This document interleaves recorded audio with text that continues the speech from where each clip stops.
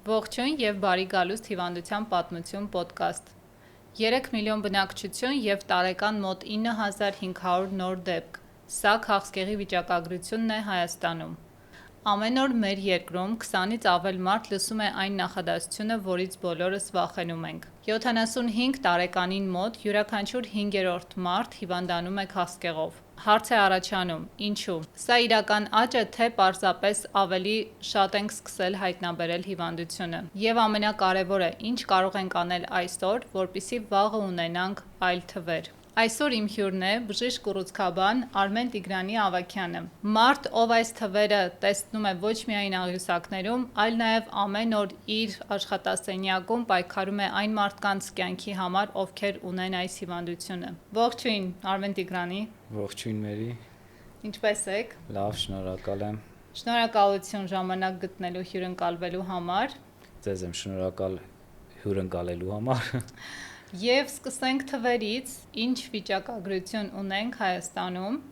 Հայաստանում վիճակագրությունը իրականում ընդհանուր առմամբ համահունչ է բոլոր երկրների հետ, այսպես ասած, միջինում տարեկան, ինչպես նշեցիք, ախտորոշվում է 9000-ից մինչև 10000 նոր դեպք քաղցկեղի։ Հայաստանում ներկայումս դիսպանսեր հսկողության տակ գտնվող մոտավոր 70000 հիվանդ կա։ Դա եթե միջինացնենք թվերով, ամեն 47-րդը մոտավոր ունի քաղցկեղ ախտորոշումը։ Քաղցկեղից մահացությունը ցավոք Հայաստանում երկրորդ տեղն է գրավում, բայց աշխարհում էլ է երկրորդ տեղը գրավում, զիջելով միայն սիրտանոթային հիվանդություններին։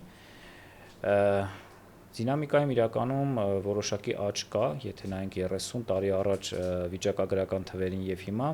30 տարի առաջվա վիճակագրական թվերով 90 թվականին, եթե չեմ սխալվում, 5000 քանի առաջնակի հիվանդ էր ախտորոշում։ Իրականում սա ոչ միայն բացարձակ թվի աճ է, այստեղ բազմապատճառ է, նաև ստատիստիկայի ճիշտ լինելը, ներկայումս ավելի հեշտ է ստատիստիկան վարել, էլեկտրոնային բժշկություն կա եւ այլն, այն ժամանակ ամեն ինչը թղթային էր եւ կարող է թիվը որոշակիորեն իրականում բարձրել եղած լինել, բայց միևնույնն է ամբողջ աշխարհում նկատում ենք հիվանդացության աճ։ Պատճառները բազմազան են, ընթացքում եւ մենք դրանք անդրադառնանք անպայման, իսկ որ տեսակներն են ամենատարածվածը։ Եթե սեռերը չառանձնացնենք, ամենատարածված քաղցկեղը դա կրծքագեղձի քաղցկեղն է Հայաստանում։ Մոտավոր տարեկան 1400-ից 1600 նոր դեպք է ախտորոշում։ Իհարկե հասկանում ենք, որ դա մեծ մասը կանանց մոտ է ախտորոշում, եթե սեռերը արդեն առանձնացնենք, տղամարդկանց մոտ հիմնական թոքի քաղցկեղն է առաջին տեղ գրավում 800-ից 900 նոր դեպք տարեկան։ Եվ երրորդ տեղը կանանց մոտ արդեն երկրորդ-երրորդ տեղը դա արգանդ եւ արգանդի մարմնի քաղցկեղն է, արգանդի վզիկն էլ բավական մեծ թիվ է տղամարդկանց մոտ, շագանակագեղձի քաղցկեղն է, որը նորից համահունչ է, այսպես ասած, համաշխարհային ստատիստիկային։ Բժիշկ Ավագյան, ես համաշխարհային հետազոտություններից ինչ որ մեկում կարծես թե կարդացի, որ ենթաստամոքսային գեղձի քաղցկեղն է շատ տարածված Հայաստանում տղամարդկանց շրջանում։ Ենթաստամոքսային գեղձի քաղցկեղը ընդհանուր առմամբ ինքը չի համարվում շատ տարածված քաղցկեղային հիվանդություն, այստեղ մի ուրիշ միտում կա, որ նկատվում է այդ հիվանդության երիտասարդացում եւ որոշակի իհարկե թվերի աճ համեմատ նախորդ տարիների, դա բայց նույնիսկ ամբողջ աշխարհում է այդպես։ Այն տեսակի քաղցկեղներից է, որտեղ որոշակի երիտասարդացում է նկատվում իրականում։ Շատ լավ։ Ընդհանուր քաղցկեղը երիտասարդացել է։ Հայաստանում էլ ունենք նույն պատկերը։ Գիտեք, sense ինչով է դա պայմանավորված։ Ընդհանուր այդ միտքը միշտ արտահայտում ենք, բայց ընդհանուր քաղցկեղը չի երիտասարդացել, իրականում քաղցկեղը միշտ համարվում է 60-անց տարիքի հիվանդություն, եւ քաղցկեղի մեծ մասը դա իրականում հենց այդպես է լինում է 60-անց քաղցկեղն է շատացել դեպքերի քանակը։ Երիտասարդացել են որոշակի ախտորոշումներ, օրինակ հաստաղու կոլորեկտալ քաղցկեղն է երիտասարդացել, որի պատճառը, այսպես ասած, գիտնականները փորձում են գտնել, տարբեր պատճառներից է դա երիտասարդացել է կրծքագեղձի քաղցկեղը միանշանակ, բայց օրինակ թոքի քաղցկեղը ինչպես եղել է տարեց հիվանդություն, միշտ մնում է տարեց հիվանդություն, այո, երիտասարդ դեպքեր հանդիպում ենք։ Երևի թե որ տենց բացարձակ թվերով նայենք, նախկինում որոշակիորեն ավելի քիչ հիմա ավելի շատ, բայց ընդհանուր առմամբ դա չի երիտասարդացել ունակ թոքի քաղցկեղը։ Ահա։ Բայց կրծքագեղձին ու հաստաղու քաղցկեղը երիտասարդացել է որոշակի։ Պատճառները բազմազան են։ Շատ ասում են, որ սննդակարգի հետ էլ է կապված կոլորեկտալ քաղցկեղը, ինչ կասեք այդ մասին։ Միանշանակ եւ հիմա տենց մեծ ուսումնասիրություններ կա, այսպես ասած, հաստաղու միկրոբիոմը, որ դա պատճառ է, որ կոլորեկտալ քաղցկեղ առաջանա եւ գիտնականները այդ ուղղությամբ մեծ ուսումնասիրություններ են անում հայտնաբերելու պատճառը։ Միանշանակ սնունդը կապ ունի, դա չենք կարող բացառել, բայց քաղցկեղը երբեք չի լինում միապատճառ հիվանդություն, ինքը բազմապատճառ է, սնունդը, գերքաշը, հիպոդինամիան, այսինքն տարբեր պատճառներ են։ Գիտենք, որ կյանքը գնում է դրանց հավոք։ Մարդիկ ավելի են հիմա գեր, քան նախկինում էր։ Տարբեր պատճառներ լսում ենք, ռիսկի գործոններ, բայց դուք որպես մասնագետ կասեք, որոնք են որ ապացուցված ռիսկի գործոններ են քաղցկեղի առաջացման։ Ապացուցված ռիսկի գործոն իհարկե առաջին տեղը միշտ մնում է ծխելը, ծխախոտը, որը դա փաստ է, որը Հայաստանում տարածված է շատ, հատկապես տղամարդկանց շրջանում։ Այո, եւ ցավոք սրտի վերջի տարիներին նաեւ կանանց շրջանում, ավելի ժամանակին, եթե ծխող կինը դա այսպես ասած դեֆիցիտ բաներ, ներկայումս դա չենք զարմանում, որ կանայք ծխում են։ Ցավոք, այո, եւ դրա դեմ է առաջինը պետք պայքարել, ապացուցված է քաղցկեղի մեջ իր դերը եւ ծխախոտի մեջ ապացուցված բազմաթիվ մինչեւ 50 քաղցկեղածին նյութերի արկայությունը։ Իհարկե նաեւ ալկոհոլը, ալկոհոլի չարաշահումը, ի ուրախություն մեր ազգը չի համարվում որպես շատ ալկոհոլ չարաշահող ազգ, բայց ապացուցված է նաեւ չարաշահման ժամանակ քաղցկեղի ռիսկի մեծացումը եւ իհարկե սնունդը, արագ սնունդը, fast food-ը, որը ցավոք կյանքը ապրելակերպը բերում է չուզենալով երբեմն բերում է դրան, որ մարդը զուտ ամեն ինչ հասցնելու համար արդեն այդ fast food-ից ստիպված օգտվում է, որպեսզի հասցնի մնացած աշխատանքը։ Այս ամեն ինչը իհարկե նպաստում է քաղցկեղի առաջացմանը։ Օդի աղտոտվածությունը, էկոլոգիան միանշանակ դա էլ է ապացուցված փաստ եւ գիրանալն ու հիպոդինամիան, որը էլի նույնպես գիտենք, որ մարդիկ 100 մետր գնալու այն կողմ խանութ գնալու համար տաքսի են կանչում, որը մեքենայով են գնում, տաքսի են կանչում, որը նորմալ չի իրականում։ Իհարկե, պետք է չէ, անհրաժեշտ ինչ որ քայլերի քանակորական։ Իսկ լինում է, որ մարդիկ ունենան առողջ ապրելակերպ, զերծ լինեն վնասակար սովորություններից, բայց եւ այնպես իրենց մոտ հայտնաբերվի այդ չարաբաստիկ հիվանդությունը։ Ունենք տես դեպքեր։ Իհարկե, միանշանակ դրա համար ենք ասում քաղցկեղը միապատճառ չի, դա բազմապատճառ է, դա եւ էկզոգեն եւ էնդոգեն, այսինքն եւ արտաքին եւ ներքին ֆակտորներից է կախված։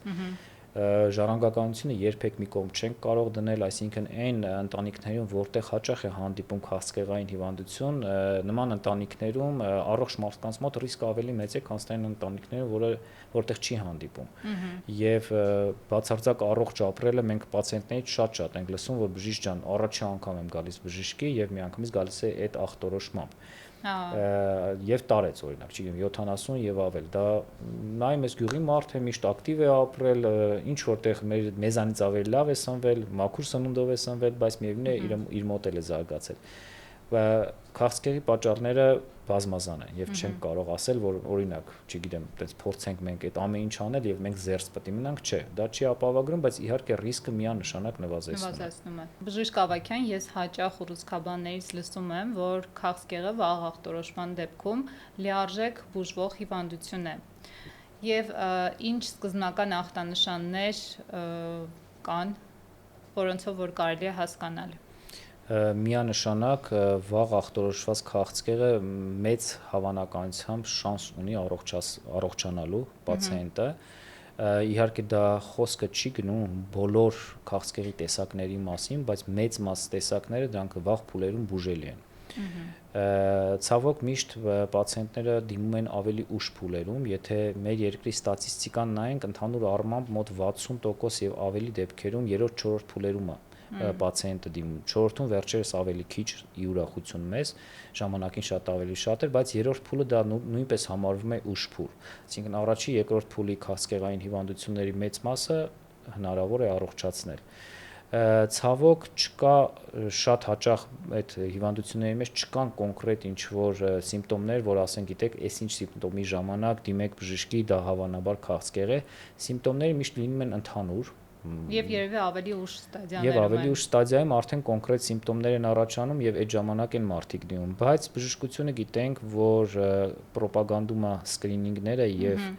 վաղ հայտնաբերումը եւ քաղցկեղային հիվանդությունների բավական մեծ մասը ունեն իրենց սկրինինգները, որը մենք պրոպագանդում ենք, խորհուրդ ենք տալի որոշակի տարիք հաշվի առնելով, ընտանեկան ծանրաբեռնվածությունը, ժառանգական հաշվի առնելով, ինչ որ տարիքից անցնել ստուգումներ եւ միշտ պատահական հայտնաբերված քաղցկեղները ենթակայում բուժման, առողջացման եւ այդ ստուգումներն էլ հիմնականում այնպիսի ստուգումներ չեն, որոնցից մարդիկ վախենան, այսինքն ծանր միջամտություններ չեն եւ այլն, առողջությանը վնաս բաներ չեն, որ մարդը վախենա չգնա ստուգման։ Դրա համար սկրինինգն է ամենաճիշտ ուղղությունը։ Որ սկրինինգներն են, որ կյանքեր են փրկում եւ ինչ հաճախականությամբ պետք է արվեն։ Սկրինինգային ծրագրերը ընդհանրապես միշտ մշակվում են ավելի հաճախ հանդիպող հիվանդությունների ժամանակ, այսինքն նույն գաղափարն էլ ուռուցքաբանության մեջ է դրված։ Եվ եթե մենք սկզբից շեշտեցինք այն ուռուցքները, որոնք ամենահաճախն են հանդիպում, դրանք ունեն պարզ սկրինինգն է։ Նույն կրծքագեղձի քաղցկեղը, որը ամենաշատն է հանդիպում աշխարհում ներկայումս, ցավոք կանանց մոտ, բայց ամենաշատն է։ Ունի իր սկրինինգային հասարակ հետազոտության մեթոդը, դա մամոգրաֆիան է, որը շատ զգային մեթոդ է համարվում եւ խորհուրդ է տրվում 45-ից բարձր տարիքից արդեն ժամանակ առ ժամանակ անցնել մամոգրաֆիկ հետազոտություններ։ Այն ընտանիքներում, որտեղ կան քաղցկեղային ախտորոշումներ, իհարկե կարող է եւ ավելի շուտ խորհուրդ տրվել, բայց միջինում 45-ից հետո եթե կինը պարբերաբար անցնի սկրինինգային հետազոտություն, գրեթե անհավանական է, որ եթե պետք է լիներ իր մոտ քաղցկեղ, մենք հայտնաբերենք ուշ փուլում։ Իսկ վաղ փուլի հայտնաբերված քաղցկեղը կոնկրետ կրծքագեղձի ժամանակ օրինակ կարող է ավարտվել միայն փոքր վիրահատական միջամտությամբ եւ վերջ։ Նույնը թոքի քաղցկեղի համար, ցավոք մեր երկրում դա մի քիչ ծախսատար է, դեռ մշակվում է եւ հուսանք դա կներդրվի նաեւ Հայաստանում, բայց հարուստ երկրներում, Ամերիկայի նման Միացյալ Նահանգների նման երկրներում համակարգչային շերտագրությունն է իր սկրինինգը, ցածր դոզավորված համակարգչային շերտագրություն պարտադիր ունեք ծխողների մոտ։ Նույն կատեն, որը որ COVID-ի ժամանակ էին շատ հաճախանում։ Այո, նույն մեխանիզմով։ Պարտադիր է ծխողների մոտ եւ ժառանգականություն ունեցող մարդկանց մոտ։ Մնացածը որոշակի տարիքից հետո կարող են անցնել, բայց ռիսկի խմբերում դրանք պարտադիր են։ Եվ ամեն տարի Ոչ, այնտեղ ամեն տարի չի, եթե չեմ սխալվում 2 թե 3 տարին մեկ ծխողների մոտ է, 50-ից 55-ից բարձր տարիքում եւ ժառանգականություն ունեցող մարդկանց մոտ է։ Եվ նույնպես իրան շուտ հայտնաբերելու դեպքում հնարավոր է միայն վիրահատական օրինակ միջամտությամբ ավարտել բուժումը։ Շատ հեշտ սկրինինգային մեթոդ է հաստաղու քաղցկեղը, որը թաքնված տեստ հասկացողություն կա կրանքի մեջ, որը ճիշտ կատարելու դեպքում, եթե դրական է գալիս, մենք հաջորդ քայլը դա կոլոնոսկոպիան է, որով հայտնաբերում ենք խնդիրը եւ վաղ փուլերում իրան նորից հնարավոր է խնդիրը լուծել։ Կոլոնոսկոպիան ինքը սկրինինգային մեթոդ չի համարում, որովհետեւ եթե կոլոնոսկոպով պրոպագանդենք, շատերը չեն գնա, որովհետեւ գիտեք դա հետազոտություն է, որը մարդիկ խուսափում են, բայց երբ որ արդեն դրական ինչ որ կասկած ունենք, որ կա արյուն կեղտի մեջ, ուրեմն արդեն ստիփած մարդը, ստիփած չասեմ, արդեն մտածված գնում է անհրաժեշտ է արդեն հետազոտությունը եւ հայտնաբերում ենք շուտ նորից եւ կարող ենք վերջացնել բուժումը միայն վիրահատությամբ։ Շատ լավ։ Նշված սկրինինգային մեթոդներից ո՞րն է, որ պետության կողմից հովանավորվում է, այսպես ասած, ու անվճար կարող են օգտվել։ Մեր երկրում ներկայումս հովանավորվում է կրծքագեղձի քաղցկեղի սկրինինգը, այսինքն կրծքագեղձի սկրինինգը, քաղցկեղ չասենք, որովհետեւ սկրինինգի նպատակն է հայտնաբերել, ոչ թե ինչ որ արդեն ախտորոշել։ Հաստատված է թաքնված արյան տեստը կեղտի մեջ, կատարվում է եւ արգանդի վզիկի քաղցկեղի ժամանակ պապ քսուկը, որը նույնպես գործնականում հասարակ միջամտություն է, որով մենք կարող ենք շուտ հայտնաբերել արգանդի վզիկի քաղցկեղը։ Այս բոլոր 3 հիվանդությունների ժամանակ սկրինինգը հաստատված է եւ խորհուրդ ենք տալիս ընդգրկվել, որովհետեւ օրինակ պապ տեստը շատ շուտ ոնց է հաստատված, բայց ընդգրկվածությունը շատ փոքր է եղել, վերջին տարիներին է բավականին ինչ որտեղ շատացել։ խորհուրդ ենք տալիս բոլորին այդ հետազոտությունները անցնել։ Վերջերս լսեցի, որ պոլիկլինիկաներից մեկում պապ անալիզը վճարովի հիմունքներով էին տրամադրում, արդյոք կա ինչ-որ տարբերություններ, չգիտեմ, նրբություններ, որ հնարավոր է դա լինի վճարովի։ Սկրինինգ գաղափարը ընդհանրապես ծրագիրը կազմվում է այսպես. հայտնաբերումից մինչև բուժման ավարտ օրենքով պիտի վերցնի իր վրա կազմակերպությունը կամ երկիրը, ով որ անում է դա։ Որոշ 80% սկրինինգները թերի են համարվում, որովհետև մինչև բուժման ավարտ նույնիսկ 100 երկրները չեն կարողանում այդ ամեն ինչը ապահովել։ Այսինքն հայտնաբերում են որոշակի փուլը անում են, բայց ինչ որ ծախսեր մնում է պացիենտի վրա։ Բայց սկրինինգը, երբ որ մշակվում է այս համաշխարհային WHO-ի կողմից, համաշխարհային առողջապահության կազմակերպության կողմից, կրիտերիան դա է, որ հայտնաբերումից մինչև բուժում, այսինքն մարդուն չբերենք խնդրեմ առաջադրենք եւ ասենք դե գնա տես ինչ ես անում։ Այսինքն եթե ունենք տարիքը նշված օրինակ 45-ից բարձր մարդը արդեն ունի ցուցում, կին է, արդեն ունի ցուցում, չէ՞, պապ հետազոտության։ Պիտի ինքը անվճար անցնի։ Սպասարկվի։ Աստված չանի, եթե հայտնաբերվեց, բուժումն էլ ընդգրկվի այդ ամեն ինչի մեջ օրենքով։ Բայց դե բուժման որոշակի թերացումներ դեռ կարող են լինել մեր նման երկրներում, որովհետև ցավոք ամեն ինչը ֆինանս է եւ մենք չենք համարվում հարուստ երկիր, դեռ երևի կհարստանանք եւ ամեն ինչ կփակենք, բայց դեռ կարա այդ փուլում խնդիր լինի, բայց նախնական փուլում վճարովի սկրինինգ հասկացողություն դա արդեն սկրինինգ չի։ Դա արդեն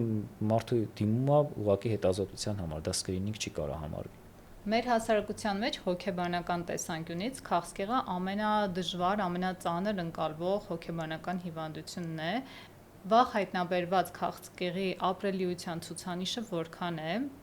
եւ արդյոք ունենք ինչ-որ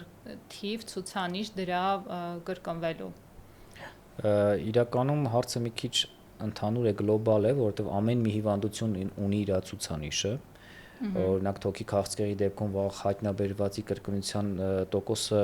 տարիներ հետո որոշակիորեն ավելի մեծ է, քան ասենք հաստաղիքինը։ Օրինակ հաստաղիքին նոր հայտնաբերված ուռուցքների գրեթե ասենք T1N0 ուռուցքների դեպքում այսպես 90% հավանականությամբ նա առողջ է եւ կրկնությունը հետո այդ հիվանդության չի լինի։ Եթե նորը կառաջանա, բայց նույն հիվանդությունը չի կրկնվի։ Մի քիչ ընդհանրացված է, բայց ընդհանուր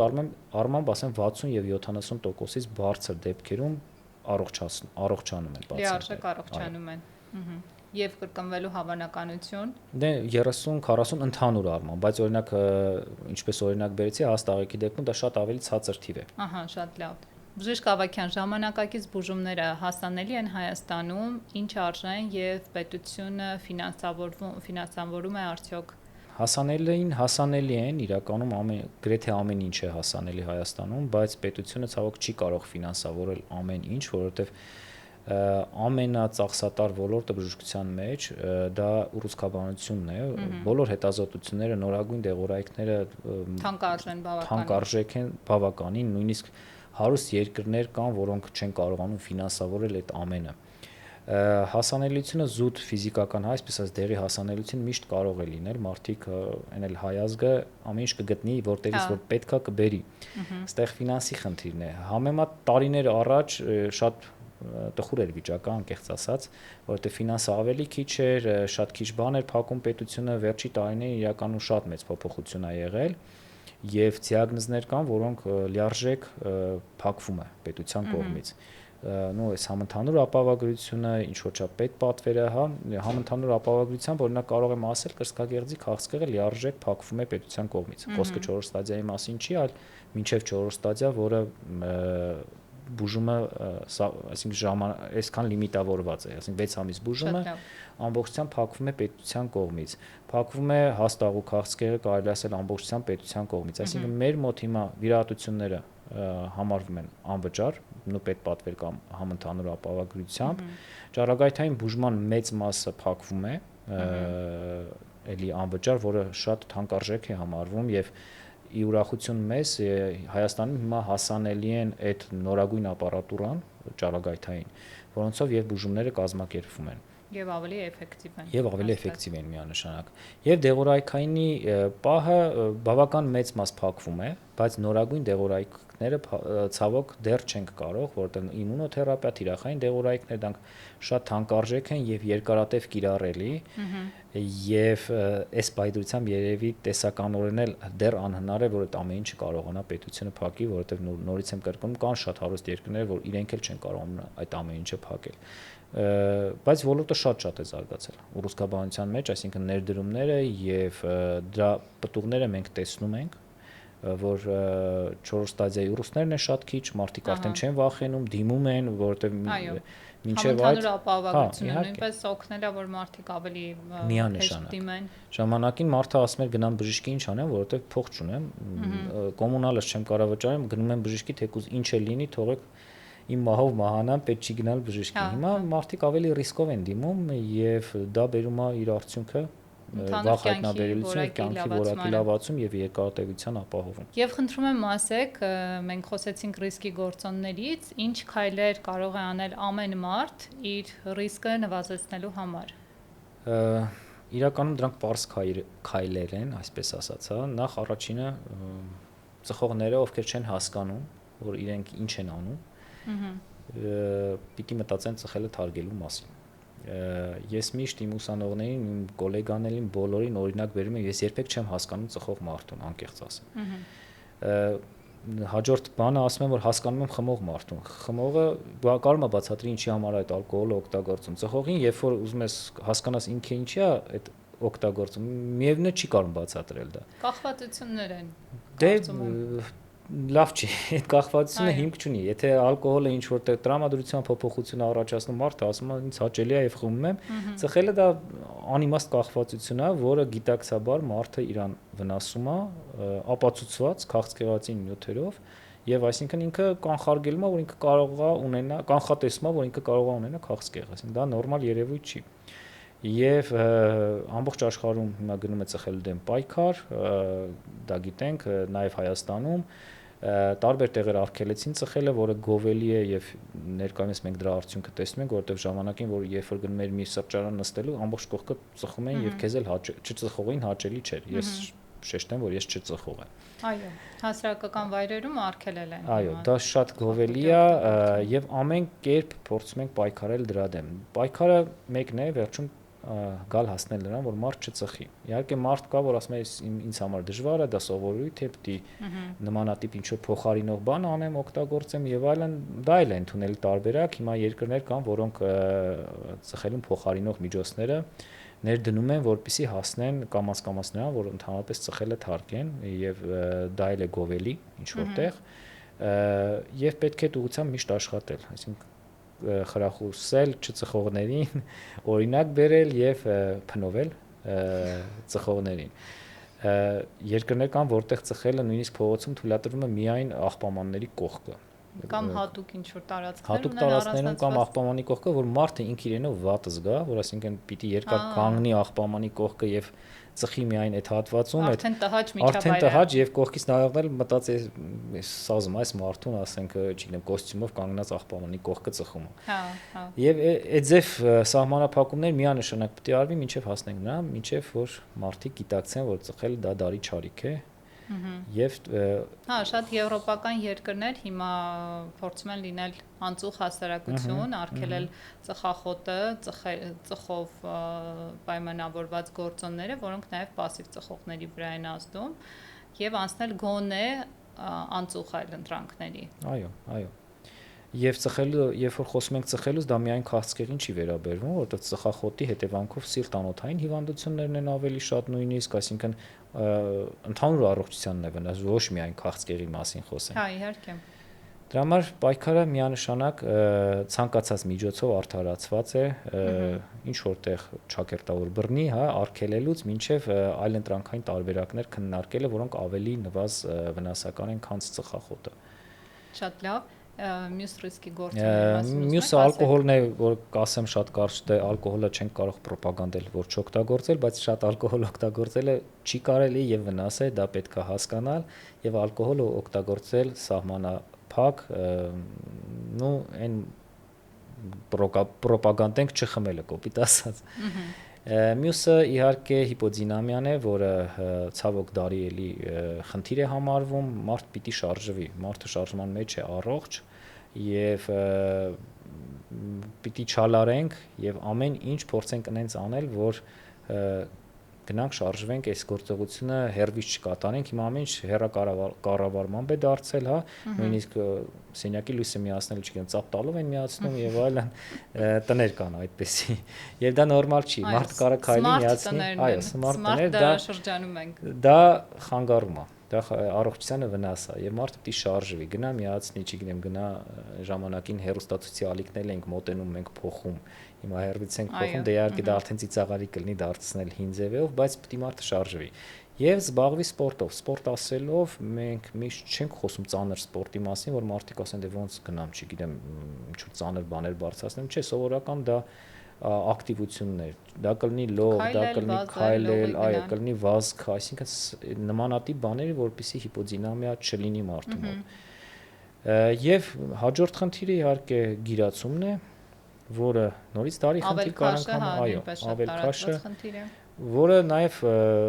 այսպես ասած զուգահեռ է գնում այդ հիպոդինամիային, այսինքն չշարժվող մարդը պարզ է որ նստած ուտում է եւ դա վերածում ճարպի եւ մարդը պիտի ճարպակալի եւ դրա վրա պիտի ուշադրություն դարձնենք եւ առողջ սնունդ փորձենք խուսափել fast food-երից, այսպես ասած։ Շատ լավ։ Ինչ կասեք կանխարգելման հետ կապված, ինչ միջոցներ կարելի է ձեռնարկել։ Երկար տարիներ քաղցկեղը համարվում էր այն հիվանդությունների շարքից, որը հնարավոր չէ կանխարգելել, այսինքն միջոցներ չկան կանխարգելիչ, բայց վերջի տարիներին կան արդեն միջոցներ, որոնք որոշակի քաղցկեղներ կարող են կանխարգելել։ Խոսքը հատկապես դա արգանդի վզիկի քաղցկեղի մասին է եւ գիտենք, որ նրա հիմնական հարուցիչը, այսպես ասած, հիմնական սկիզբը հանդիսանում է պապիլոմավիրուսը մարդու եւ կան վակցինաներ արդեն ամբողջ աշխարհը, որը շուտվանից կիրառում է տարբեր երկրներ, վակցինացված կանայք, աղջիկները ապացուցված է, որ գրեթե չեն, շատ եզակի դեպքերում է իրենց մոտ զարգանում արգանդի վզիկի քաղցկեղ, այսինքն մեկ բառով որ ասենք վակցինացիան կարա կանխարգելի եւ փրկի, այո, բազմաթիվ կյանքեր։ Նույնը լյարդի քաղցկեղի դեպքում, որի հիմնական պատճառները հեպատիտներն են, հեպատիտ B-ն եւ C-ն, մենք գիտենք, որ կա հիմա հեպատիտ B-ի վակցինացիա եւ դա նոր վակցինա չէ, դա հին վակցինա է, ուսումնասիրված, ապացուցված վակցինա է, որը ստանալու հետևանքով մարդ կարող խուսափի հեպատիտ B-ի հետևանքով ունենալ լյարդի քաղցկեղ։ Այսինքն գիտությունը գնում է նրան իրականում, որ փորձեն պատճառները հայտնաբերելով առաջարկել միջոցներ, որոնք ընդունելով մարդը կանխարգելի արդեն քաղցկեղը եւ դա կլինի իհարկե արդեն հաղթանակ բժշկության մեջ։ Շատ շնորհակալություն լավ խորհուրդների համար, հուսանք, որ մենք կունենանք մեր լավ բժիշկների եւ բոլորիս համատեղ աշխատանքի արդյունքում ավելի առողջ հասարակություն եւ քաղցկեղ կոչվող չարիքը ել ավելի քիչ կհանդիպի ու հասնենք նրան, որ այլևս չունենանք մեր երկրում քաղցկեղով հիվանդներ։ Շնորհակալություն հաճելի զրույցի համար։ Շնորհակալ եմ ձեզ, Մերի ջան, նման հետաքրքիր եւ ճիշտ ֆորմատի համար, շնորհակալ եմ ձեզ հրավերքի համար։ Եթե հետաքրքիր է ձեզ ոդկասթը, հավանեք, բաժանորդագրվեք եւ մեկնաբանություններում գրեք ձեր կարծիքները։ Առողջ եղեք։